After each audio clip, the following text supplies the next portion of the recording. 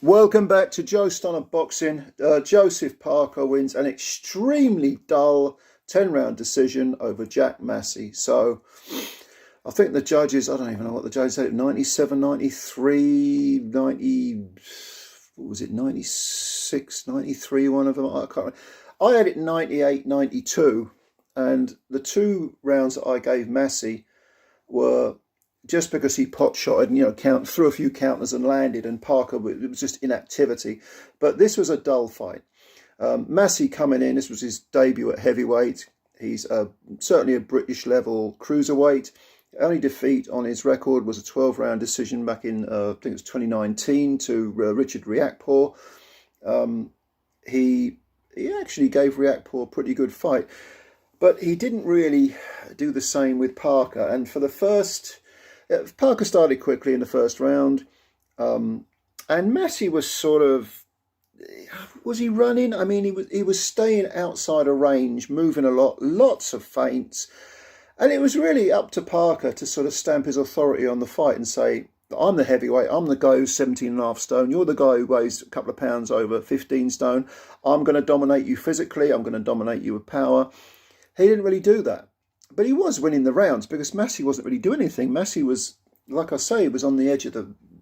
It seemed to be that Massey had the idea, I'm going to ride out the early rounds and then I'll take over in the second half of the fight. Now, if you do that, and that's a frequent tactic that smaller or less powerful guys use, look, you've got to make the opponent fight at a pace he or she doesn't like. It's no use just giving up rounds without any kind of receipt. You've got to fire the counters. They don't have to be hurtful. You've got to be busy. You've got to punch when the other guy's not punching.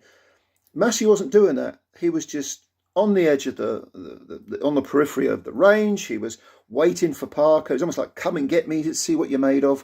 And Parker, when he got close, he was landing the odd good punch. I mean, one of the early rounds, there was a very big sort of round the corner right hook, I think it was.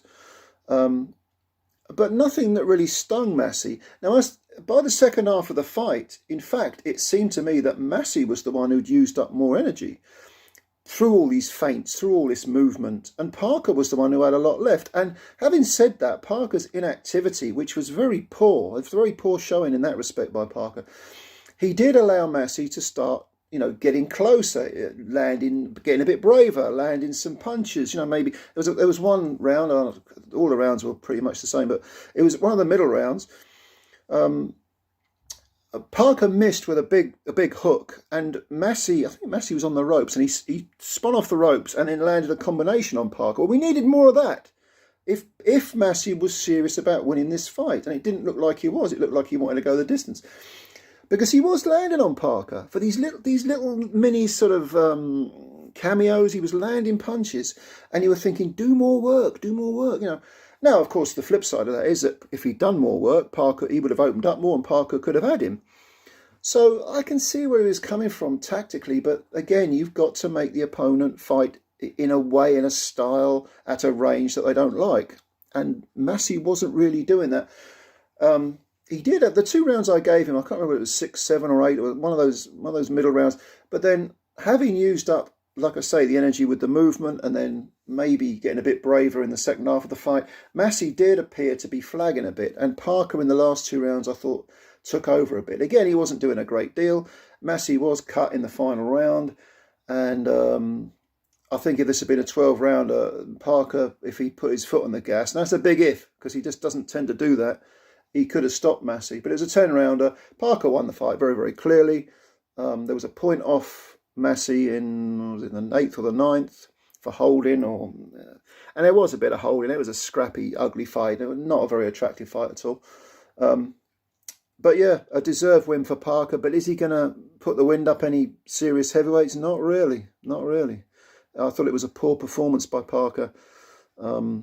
And Massey, I suppose you could say, wins a moral victory by going the distance, but he never threatened to win. So, to be honest with you, they both look like losers to me. It just wasn't a very good fight, and two weak performances. I suppose Massey would say, well, this was a confidence builder, but no, he should go back to cruiserweight. Go back to cruiserweight because you can't take on heavyweights. Parker, you're going to have to do a lot more if you want to maintain that top 10 heavyweight ranking and still be a threat to leading heavyweights, because it was unimpressive.